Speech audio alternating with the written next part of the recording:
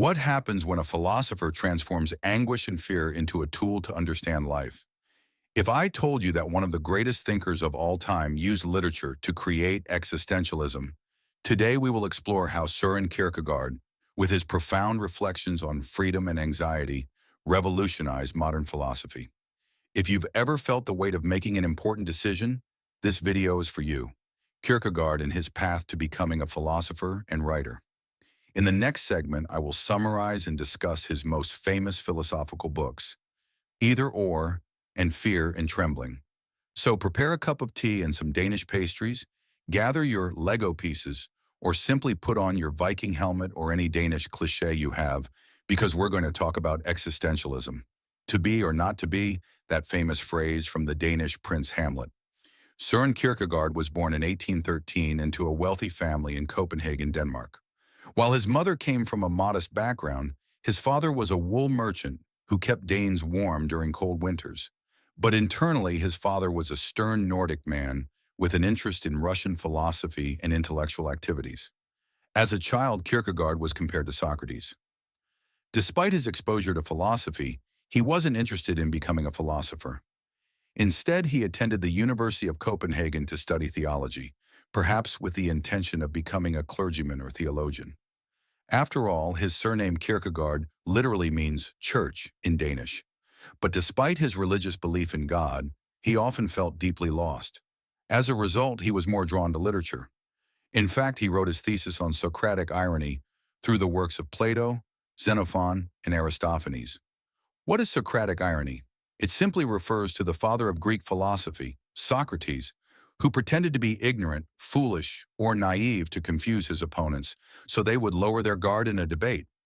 It's like a detective playing dumb to make the accused reveal something on their own. So what about Kierkegaard's philosophy? We think Kierkegaard used naive characters in his writings to present some fundamental ideas. In 1837, when he was 24 years old, one of the most famous events in philosophy occurred. This unique decision became the most important in Kierkegaard's philosophical writings. In the philosophy of existentialism, Kierkegaard, but a year later, he broke off the engagement. Why? It's complicated. The same phrase many women use today to describe their relationships. But in Kierkegaard's case, he had an answer.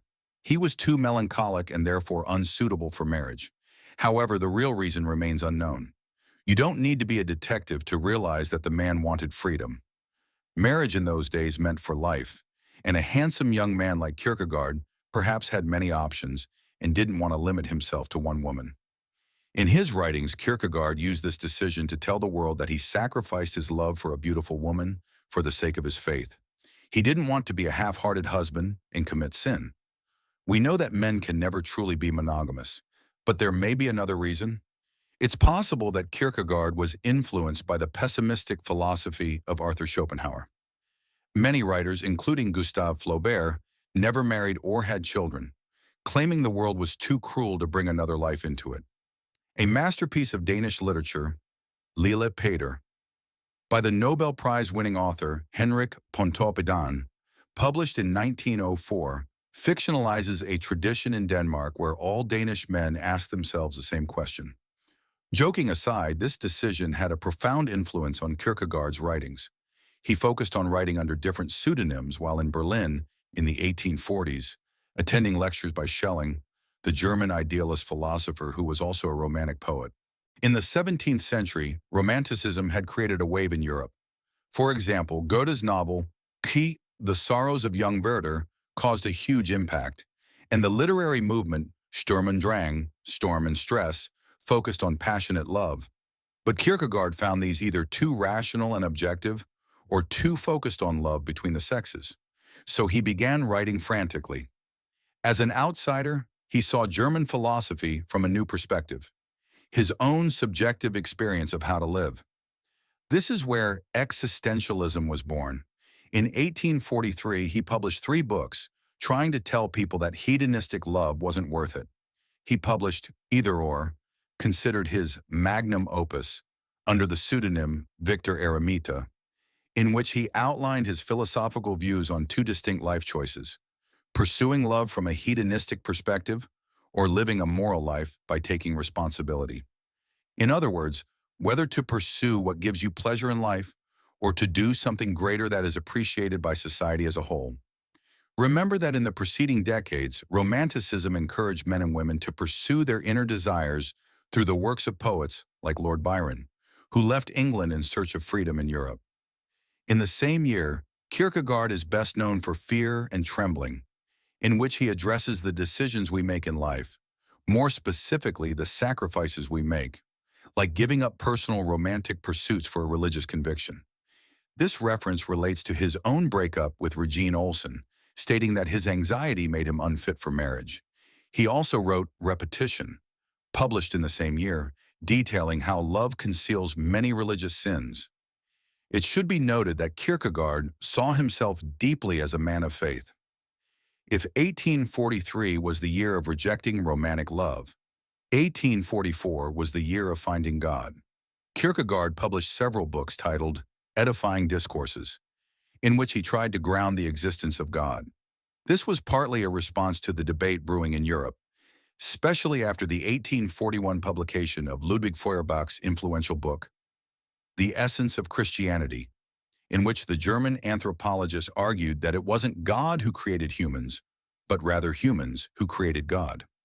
As I mentioned, this debate had a profound influence on Nietzsche, who ultimately abandoned God entirely. But Kierkegaard, tied to religion and the church, wanted to prove the opposite. While the debate about God's existence focused more on the sociological aspect of religion and how it united society, whether positively or negatively, Kierkegaard shifted the debate inward to the individual. He argued that it was up to each person to find God within themselves. This makes sense since the science of anthropology had questioned the historical existence of God. In other words, there are no concrete records of any specific God ever existing except in human accounts. So Kierkegaard was clever and moved the debate inward to each individual. God cannot be found outside of us through the rational scientific method, but within each person. But why Kierkegaard? Progressing toward a perfectionist utopia in the future, Kierkegaard took a Hegelian stance in that we are products of history, but he argued that each individual has the capacity to start anew from their own birth and should not be burdened with the visions of past or future generations. In other words, you are here and now, and it's up to you to define your religious convictions. This microscopic philosophy of the individual made Kierkegaard the father of existentialism because he placed the responsibility of faith, or life in general, in the hands of the individual. One should not blindly follow past generations or worry about future ones, but focus solely on personal life. Here's the irony. It was his father's inheritance, the previous generation, so to speak, that allowed him to keep writing and publishing. His financial freedom allowed him to write what he wanted, not what the public desired. Thanks to that family inheritance, he didn't have to worry about whether people read his books or not. It turned out that sales were quite poor. People were frustrated with his indirect communication style, which went against the direct way of speaking in Nordic countries. In Scandinavia, you say what you mean, and you mean what you say. Kierkegaard used pseudonyms and referred to people with obscure references. For example, he called a religious person the Knight of Hidden Inwardness. It makes you laugh, doesn't it? His writings matched his own personality. He was an indecisive person, not exactly a changeable one, but close to it.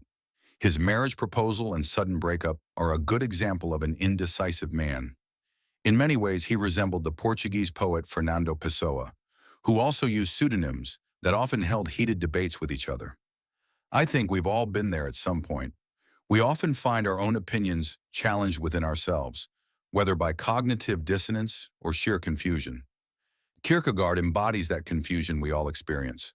Modernity has done its best to make things safer, more predictable, and reliable on the outside, from train schedules to supermarkets and everything else.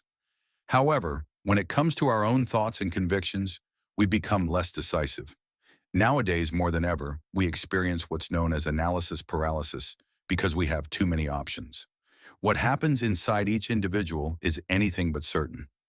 In his writings, Kierkegaard also used 13 different pseudonyms and indirect references. Sometimes his arguments were incoherent, causing confusion. I think he feared the church's reaction since he was quite opposed to the church dictating to people about God or maintaining a monopoly on religious faith. Instead, Kierkegaard believed faith should be more about individual communion than an ecclesiastical one. In English, the word flock is used for both a church congregation and a group of animals like sheep or birds.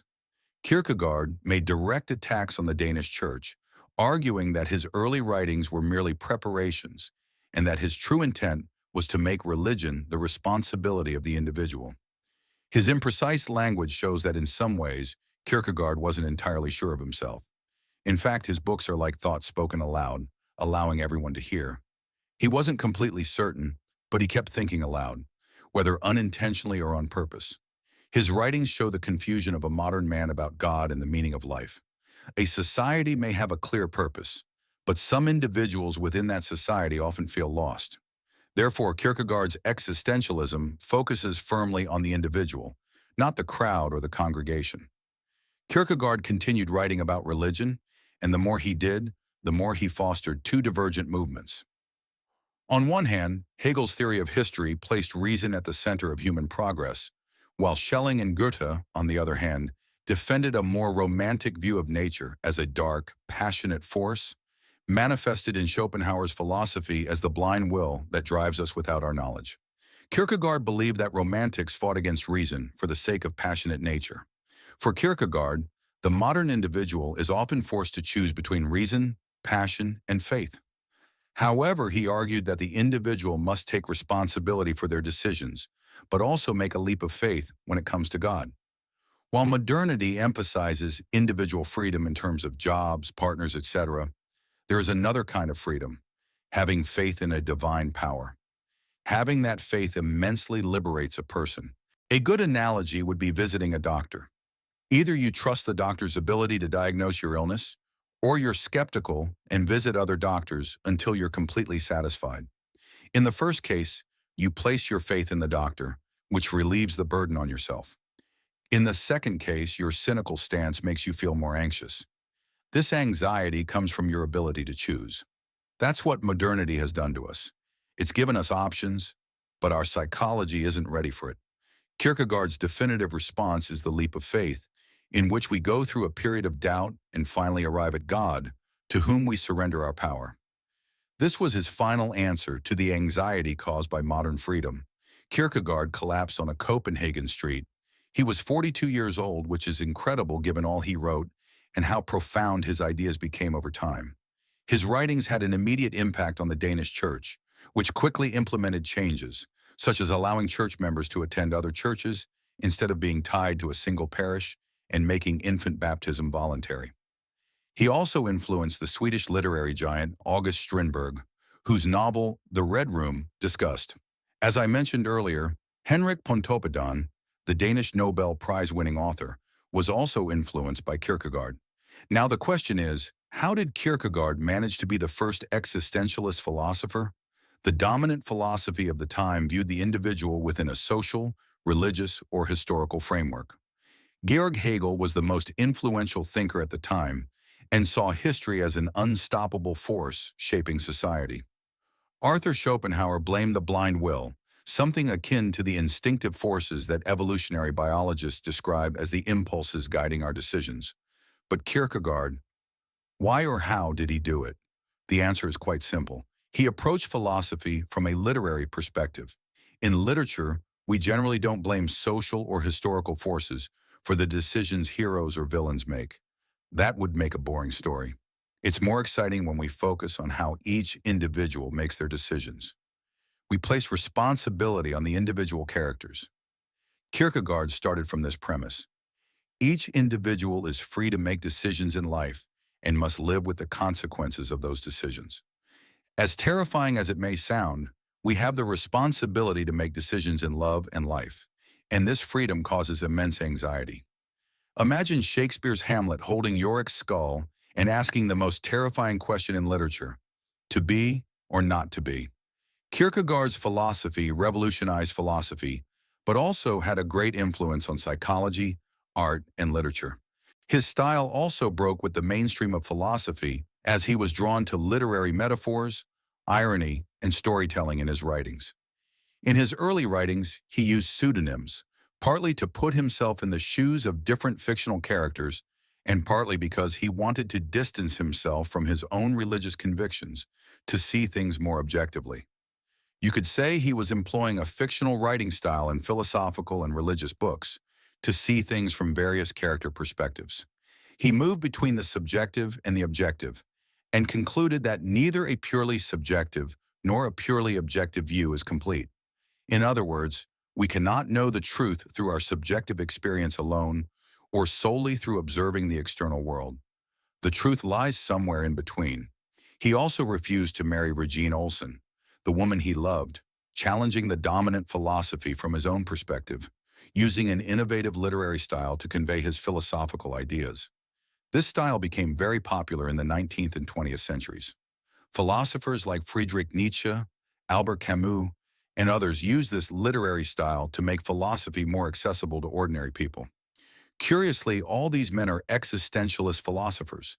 In this way, Kierkegaard not only centered philosophy on the individual, but also democratized philosophy so that everyone could enjoy philosophical writings. In other words, he founded existentialism by observing philosophy through the lens of literature, which focuses not on society, but on individual characters. So existentialism, as a philosophical approach, owes much to literature. So what can we learn from Kierkegaard? He shows us that life is made of decisions, and those decisions often bring a sense of uncertainty and anxiety. However, it is precisely in that discomfort where we find the freedom to build an authentic life. Kierkegaard's existentialist philosophy challenges us to take responsibility for our choices and embrace the leap of faith that each one demands. If you enjoyed this journey through the genius of the first existentialist philosopher, don't forget to like the video, subscribe to the channel, and leave in the comments which of Kierkegaard's ideas impacted you the most. Thanks for watching, and see you in the next video.